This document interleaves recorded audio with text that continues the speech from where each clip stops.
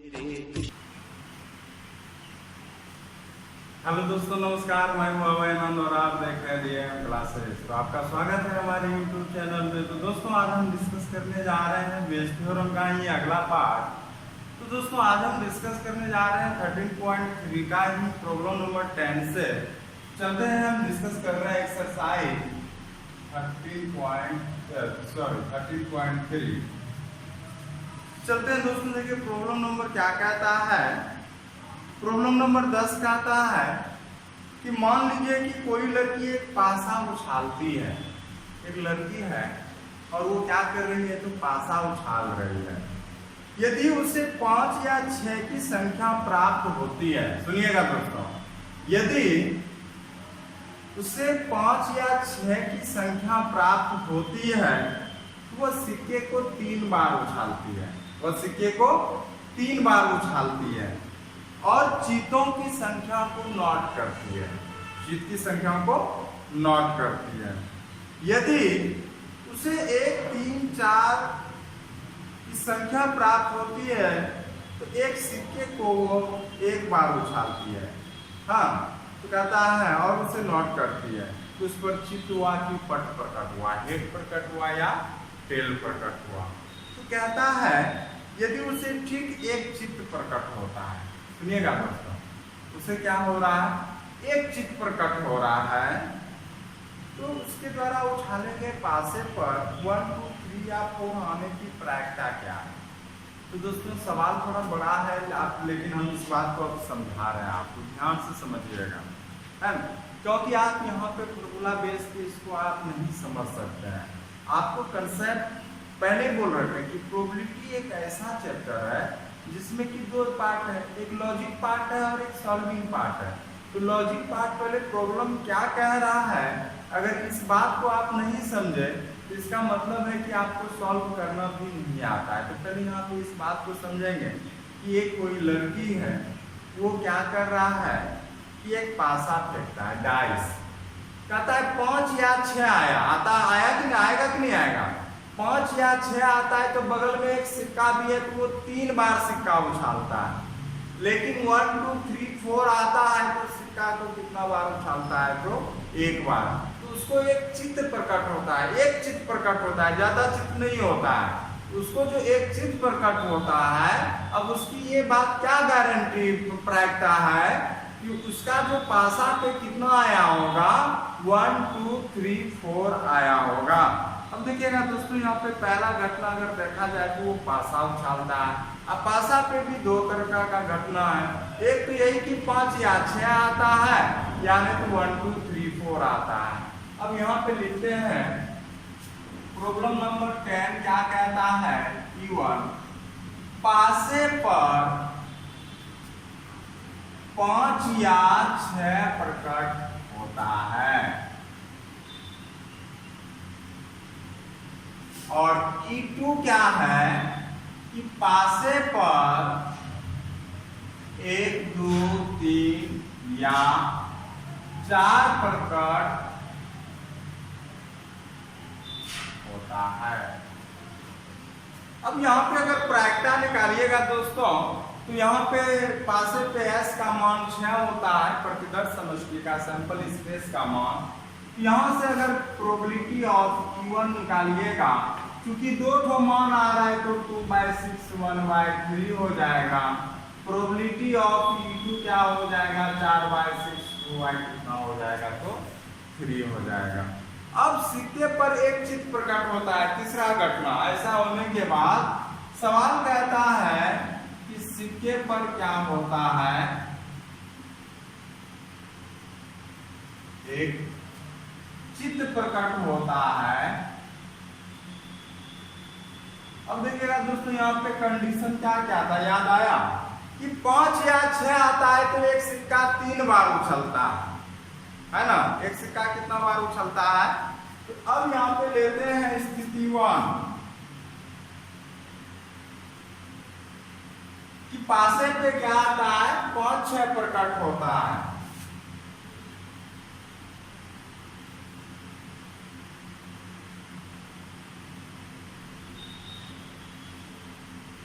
कि एक सिक्का 3 बार उछलता है।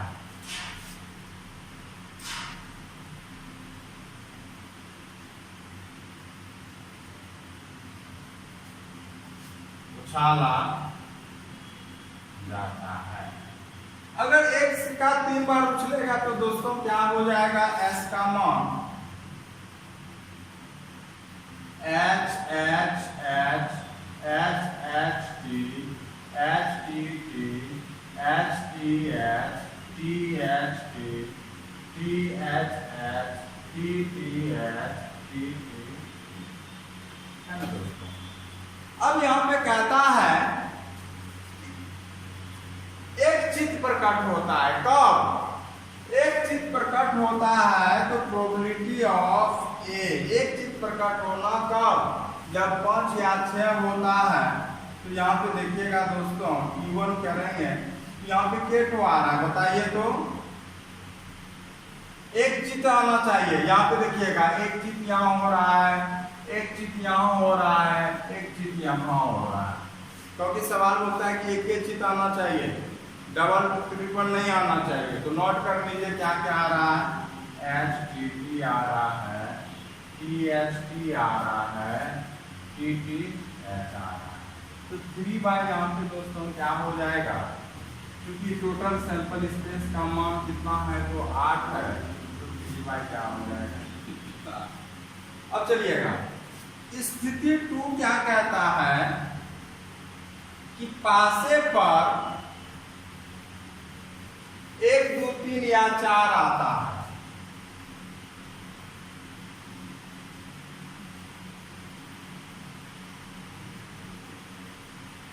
एक सिक्का एक बार उठाना जाता है।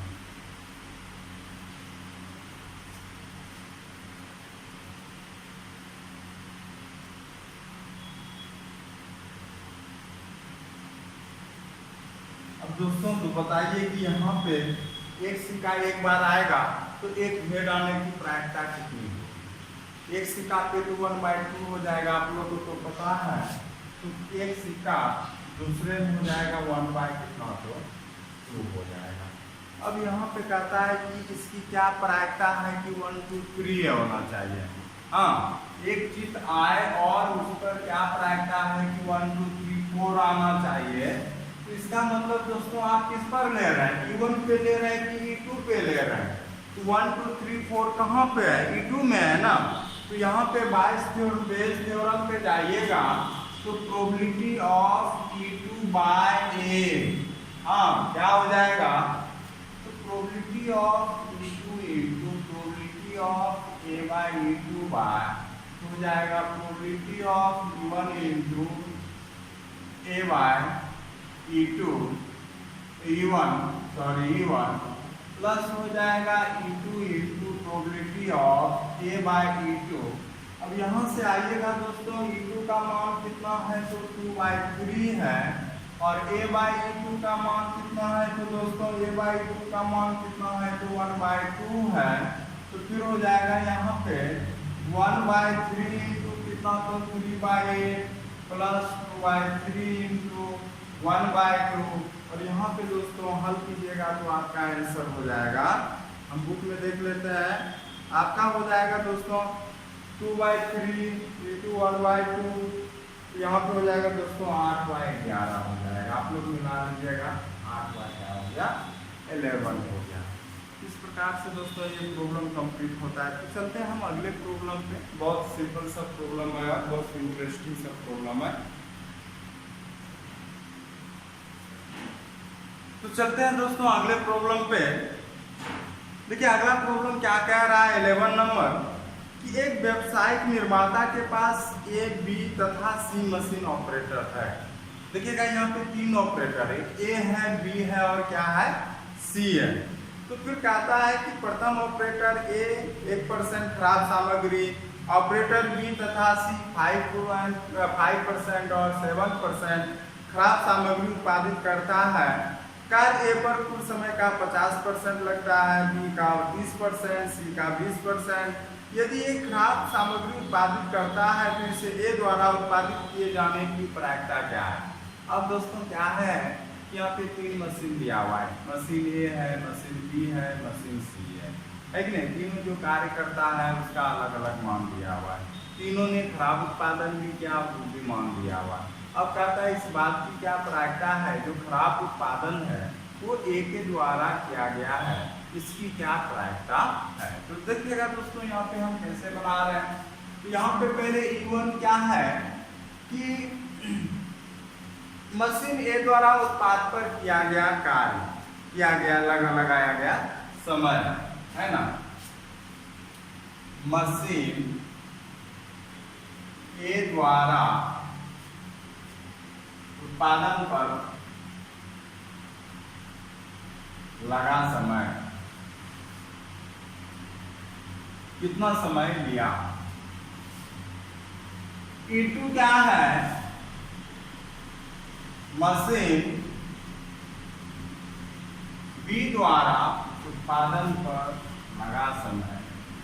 E3 क्या है, मशीन सी द्वारा उत्पादन पर लगा समय। ये क्या है तो 50%, 30%, 20%। ये है 50%, 30%, 20%।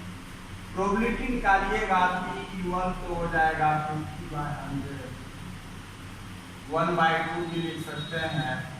E2 अगर निकालिएगा 30/100, 3/10 हो जाएगा। अब प्रोबेबिलिटी ऑफ E3 लिखिएगा तो हो जाएगा 20/100, 1/5 हो जाएगा। अब कहता है कि खराब उत्पादन, ये एक घटना ले लिए आप, क्या ले लिए तो खराब उत्पादन ले लिए। अब कहता है खराब उत्पादन किसके द्वारा, A1 के द्वारा, E1 द्वारा, मतलब मशीन ए द्वारा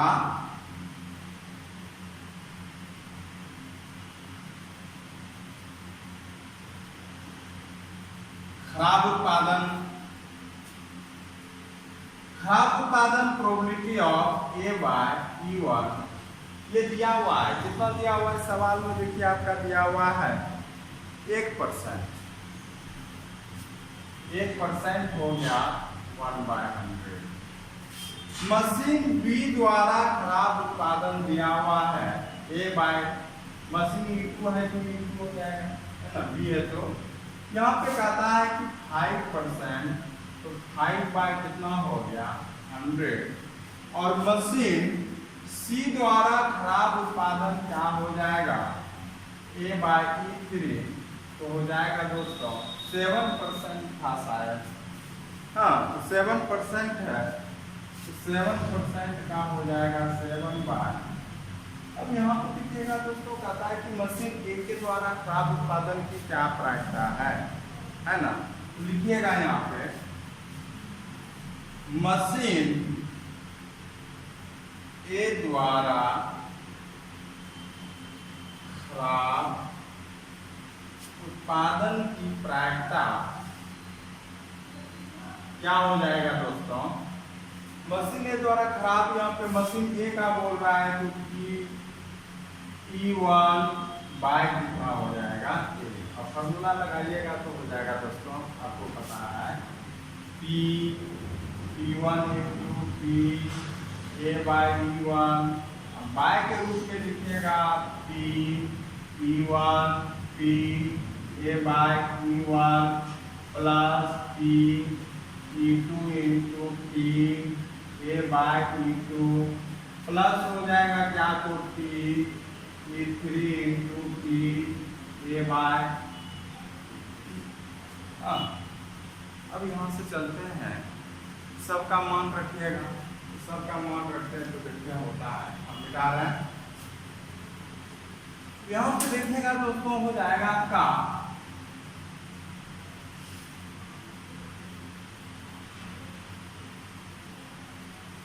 सबका मान बैठाइए, सबका मान बैठाइएगा तो हो जाएगा E1 का मान है दोस्तों 1/2, मल्टीपल हो जाएगा 1/100 बाय 1/2 × 1/100 प्लस 3/10 इंटू हो जाएगा आपका 5/100 और प्लस करेंगे यहाँ पे हो जाएगा 1/5 इंटू 7/100 और यहाँ से हो जाएगा इसका मान, अगर हल कीजिएगा तो हो जाएगा आपका मान कितना, तो 5/34 हो जाएगा दोस्तों। आप लोग हल कर लीजिएगा 5/34 5/34। दोस्तों चलते हैं अगले प्रॉब्लम पे।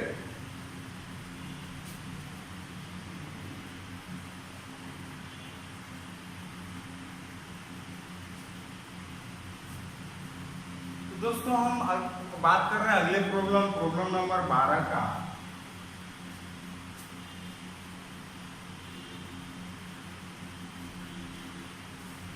कहता है कि बागबान की ताश की गड्डी में से एक पत्ता खो जाता है। 52 ताश का पत्ती है, उसमें से एक पत्ता क्या होता है, तो खो जाता है। शेष पत्तों में से 2 पत्ते निकाले जाते हैं।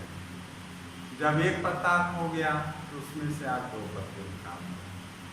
जो ईंट के पत्ते हैं, जो किसका पत्ता है, ईंट का पत्ता। खो गए पत्ते की ईंट होने की प्रायिकता क्या है। खो गए पत्ते की ईंट होने की प्रायिकता क्या है। अब देखिएगा दोस्तों, यहाँ पे अगर हम बात करेंगे तो घटना के बारे में जिक्र करेंगे तो खोया हुआ पत्ता जो ईंट का है वो हो भी सकता है, जो खोया हुआ पत्ता, क्योंकि यहाँ पे ईंट का ही का चर्चा कर रहे हैं, क्योंकि 52 की ताश में से एक पत्ता जो खोता है और जो 2 पत्ती आप निकालने का जिक्र कर रहे हैं वो किसका कर रहे हैं, वो ईंट का ही बात कर रहे हैं। तो अगर मान के चलिए ईंट का पत्ता ही खोता, अलग प्रायिकता होता। अगर ईंट का पत्ता नहीं खोता तो अलग प्रायिकता होगा, इसलिए हम ईंट पे ही बात कर रहे हैं, क्योंकि ईंट का ही चर्चा हुआ है ना। तो 52 ताशों की गड्डी में से एक पत्ता खो जाता है, शेष पत्तों में से 2 पत्ते निकाले जाते हैं। जब एक पत्ता खो जाता है तो आपके पास 52 में से कितना पत्ती रह गया, 51 तो ही तो रहा ना। आप उसमें से 2 पत्ती निकालते हैं दोस्तों। अब जब 2 पत्ती आप उसमें निकालते हैं, बात समझे कि नहीं, तो कहता है कि जो कि ईंट के पत्ते हैं, तो दोनों पत्ता जो वो किसका है, ईंट का पत्ता है। जो दोनों पत्ता आप निकाले तो कहता है कि खो गए पत्ते की ईंट होने की प्रायिकता क्या है। यहाँ पे देखिए घटना की दोस्तों क्या हो सकता है, घटना कि खोया पत्ता ईंट का हो भी सकता है और खोया हुआ पत्ता ईंट का नहीं भी हो सकता है, लेकिन जो दोनों पत्ता निकालते हैं खोने के बाद वो दोनों ईंट का है। तो यहाँ पे देखिए घटना क्या घट रहा है, E1 क्या है,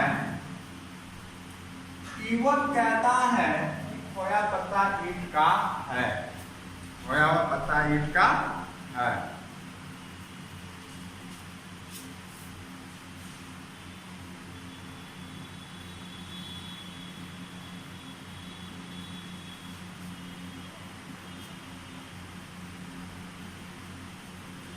अब ऐसा भी घटना हो सकता है ईटा का नहीं भी हो, तो खोया हुआ पत्ता ईटा का नहीं है, E2 ले लेते हैं।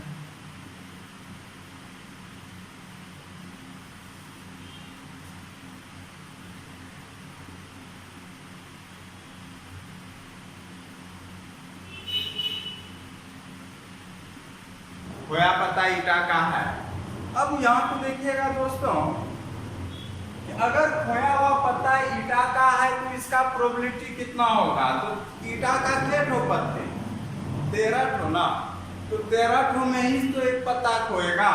तो यहाँ पे S का मान तो 52 है, तो इसका प्रोबेबिलिटी E1 निकालिएगा, क्योंकि ईटा का क्या ठो पत्ती होता है, 13 होता है।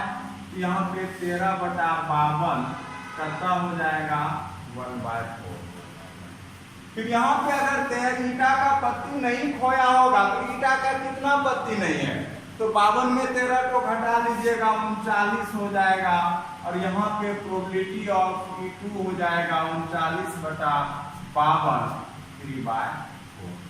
हाँ, लेकिन अब क्या कहता है कि आप 2 पत्ते निकालते हैं, 2 पत्ते क्या करते हैं निकालते हैं। और दोनों पत्ते किसका है कि दोनों जो पत्ते निकला है वो ईटा का है ना। तो दो ईंट के पत्ता का निकलना, दो ईटा के पत्ते का निकलना। हाँ, अब देखिएगा दोस्तों, यहीं पे अब समझना है। हम क्या बोले थे कि दो पत्ता जो निकलेगा वो किसका होना चाहिए, ईंट का होना चाहिए। अगर मान के चलिए ईंट का पत्ता खो जाता है, एक तो पत्ती खो रहा है, याद कीजिएगा कितना पत्ती खो रहा है, तो एक पत्ती खो रहा है। अगर ईंट का एक तो पत्ती खो जाता है और तब ईंट का एक पत्ती निकालेंगे, दो पत्ती निकालेंगे, तो क्या 13 में निकलेगा? नहीं, क्योंकि एक पत्ती जो खो गया है पहले से ही, तो अब ईटा का पत्ती 12 ही रह गया। अब ईटा का पत्ती केठो रह गया 12 का। तो लिखते हैं क्या, तो स्थिति 1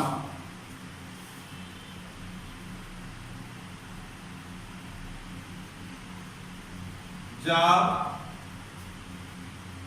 ईटा का पत्ती खो जाता है, पत्ता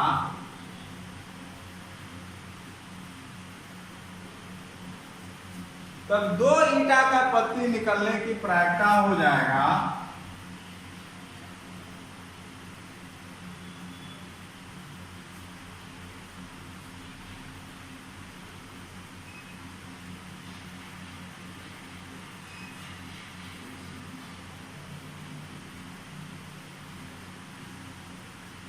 क्या हो जाएगा दोस्तों, तब हो जाएगा आपका क्या,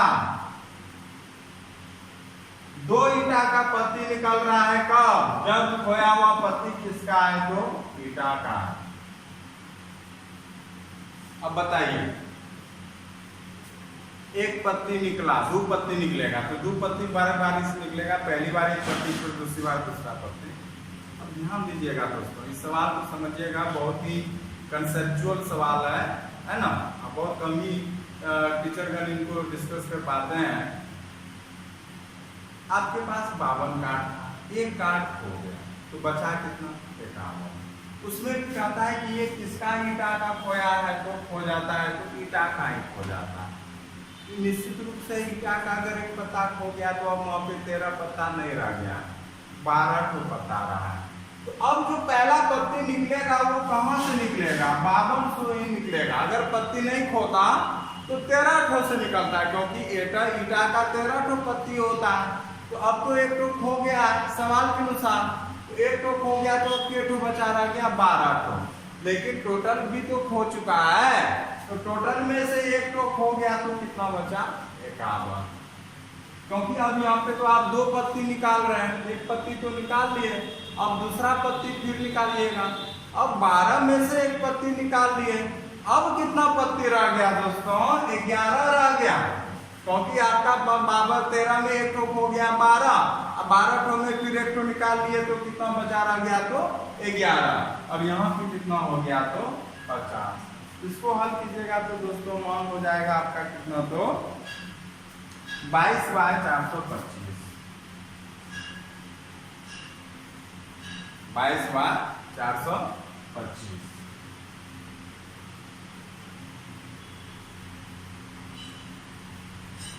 स्थिति 2 कहता है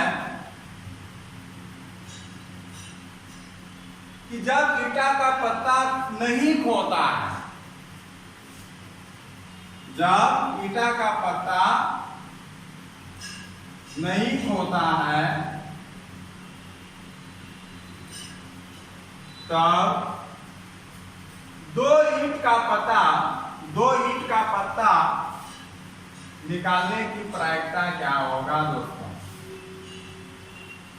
PA/E2 बराबर। अब यहाँ पे देखिएगा दोस्तों, दो तो ईटा का ही पत्ता निकल रहा है, और अब की बार कहता है कंडीशन क्या, ईंट का पत्ता नहीं खोया है, अदर पत्ता खोया है। तो क्या ईंट का पत्ता अगर नहीं खोया है तो ईंट के पत्ते में कमी आएगा, नहीं आएगा, क्योंकि ईंट का पत्ता तो खोया ही नहीं है। तो 13 का 13 मौजूद है। तो अब की बार जो निकलेगा वो दोस्तों किस पर निकलेगा, 13 में से निकलेगा। लेकिन एक पत्ती तो खोया हुआ है अदर, तो 52 में से तो एक तो घटेगा तो 51 हो जाएगा। और जब एक तो पत्ती निकाल लिए तो फिर कितना हो गया दोस्तों, 12/50। और इसको हल कीजिएगा तो 2 पत्ती का निकलने का चांस कितना है, तो 26 बटा कितना हो गया, 425। अब ये बात की कहता है, सवाल कहता है कि खो गई पत्ते का ईंट होने की प्रायिकता क्या है। खो गए पत्ते का ईंट होने की प्रायिकता क्या है, तो दोस्तों हम मिटा रहे हैं हल करने के लिए।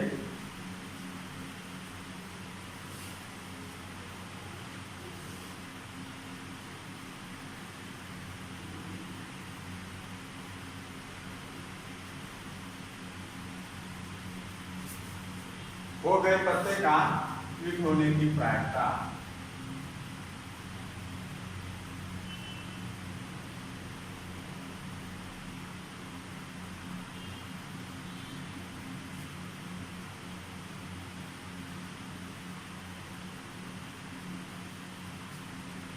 हो जाएगा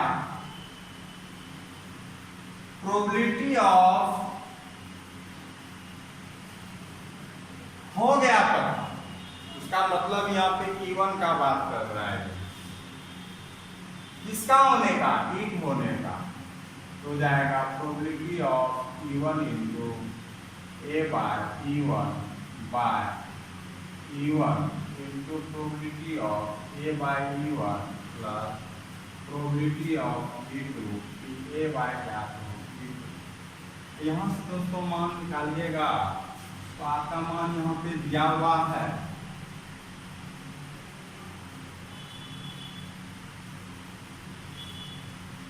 क्या तो E1 का मान हो गया 1/4, A बाई E1 का मान हो गया 22/425, 1/4 इंटू 22/425, फिर यहाँ से हो जाएगा 3/4 इंटू 26/425। और यहाँ से अगर हल कीजिएगा तो कितना हो जाएगा आपका, बताइए तो। इसको अगर हल करते हैं तो होता है 11/50। हाँ, आप हल कीजिएगा, इसका मान कितना हो जाएगा, तो 11/50। तो दोस्तों इस तरह का ये सवाल जो है कि छोटा, इसको VBI कीजिएगा तो इस तरह का सवाल बहुत ही इम्पोर्टेंट होता है। प्रोबेबिलिटी में छोटा सवाल, कंसेप्चुअल सवाल को अगर पूछा जाता है तो इस तरह का प्रॉब्लम बहुत ही इम्पोर्टेंट होता है। तो दोस्तों चलते हैं हम अगले प्रॉब्लम पे।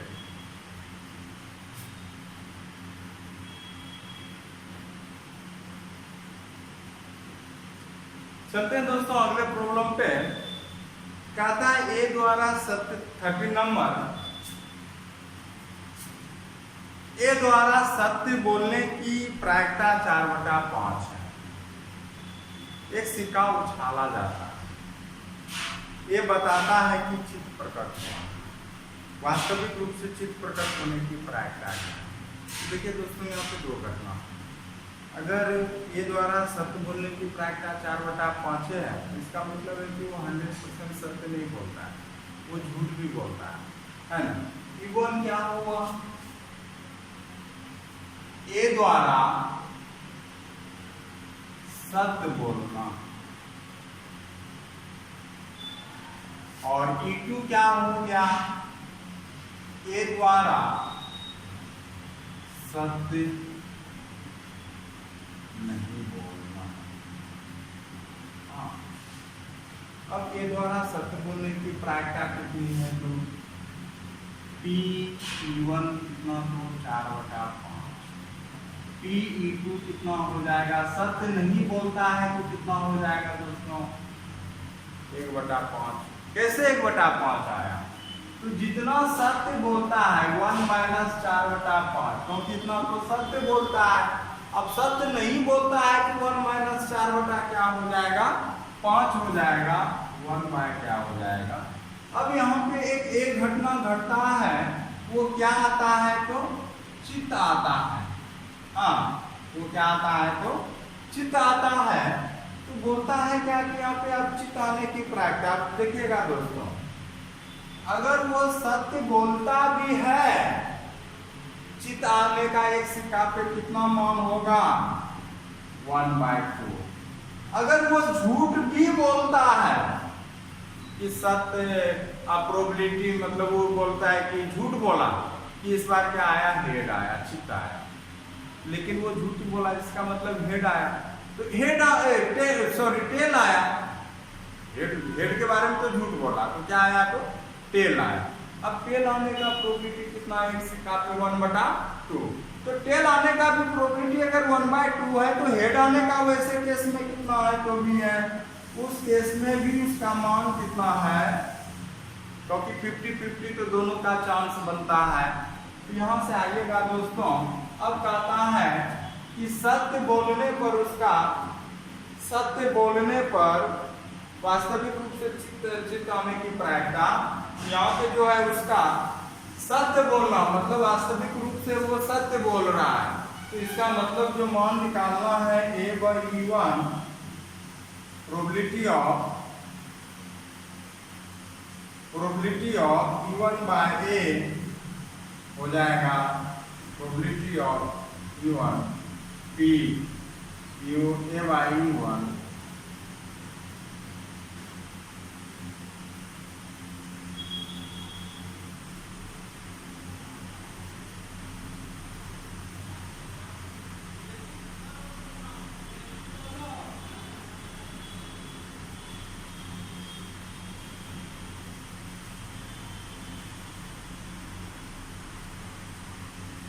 P1 का मान कितना हो जाएगा 4/5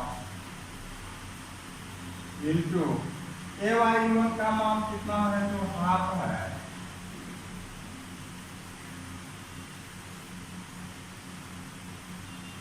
और इसका मान निकालिएगा दोस्तों, आपको हो जाएगा 4/5। अगर ऑप्शन देखा जाए 4/5 का, तो आंसर क्या हो जाएगा, तो आपका ए नंबर हो जाएगा। अगर आपके पास प्रूफ है तो आप टैली करा लीजिएगा, तो हल कर लीजिएगा इसका, तो निश्चित रूप से आपका वही मान आएगा। तो दूसरा दोस्तों यहाँ पे प्रोबेबिलिटी का है, यदि ए और बी घटनाएं है ना, तो ये टोटल कंसेप्चुअल है, आप थोड़ा सा देख लीजिएगा आंसर। आई थिंक कि हमको हो जाएगा यहाँ पे आंसर क्या हो जाएगा तो सी नंबर है ना, तो सी नंबर आंसर हो जाएगा। 34 का क्या हो जाएगा, सी हो जाएगा। तो आज इतना ही, आज का टॉपिक समाप्त हो जाता है दोस्तों। अब जो है कि हम लोग डिस्कस करने जाएंगे ये बेस थ्योरम का थ्योरी और exercise A to Z problem हमने करा दिया है, का एग्जाम्पल भी करा दिया। आप एग्जाम्पल भी देख लीजिएगा NCERT बुक का, और NCERT बुक का हमने A to Z प्रॉब्लम करा दिया। अब अगले क्लास में जो हम डिस्कस करेंगे वो क्या है तो प्रायिकता बंटन, प्रोबेबिलिटी डिस्ट्रीब्यूशन। ये भी टॉपिक इतना इम्पोर्टेंट है, किसी साल बिहार बोर्ड CBSE बोर्ड में ऑब्जेक्टिव से लेके 2 नंबर से लेके 5 नंबर तक में कोई भी सवाल आने का संभावना रहता है। तो आप लोग बने रहिए मेरे यूट्यूब चैनल के संग, और प्रोबेबिलिटी चैप्टर आप लोग अच्छा से पढ़ा कीजिए।